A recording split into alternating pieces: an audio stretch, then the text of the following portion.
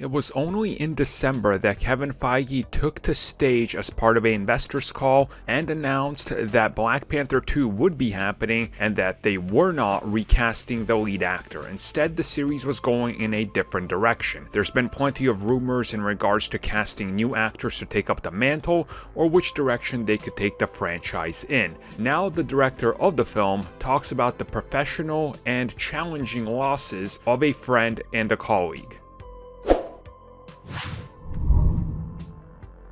Later on this year, Marvel Studios will be starting production on Black Panther 2, and by that time we will have everything announced to us, or at least what they feel comfortable with sharing. Now with that in mind, there's been a lot of talk recently from actors involved with the franchise in regards to how they're going to be handling the future of the character, that world, and many of its elements, and of course how did they move past Chadwick Boseman being the Black Panther and what is next.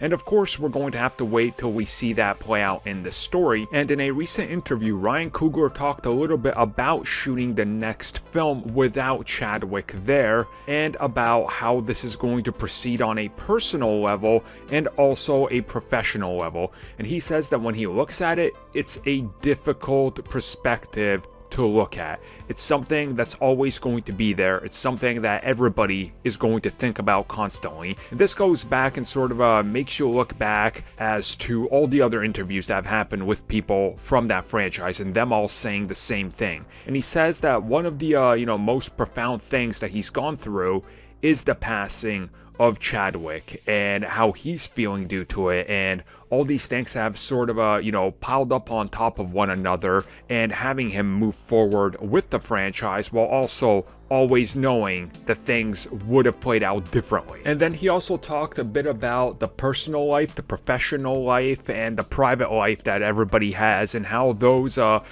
separate, but at the same time they can cross over, and talking about the fact that nobody knew what was happening, and then when they all found out, it was this just giant shock that everybody went through at the same time, and talking about how going into this next step, it's going to be one of the hardest things in his professional life because of everything that's transpired and how everybody is affected by what happened and the passing.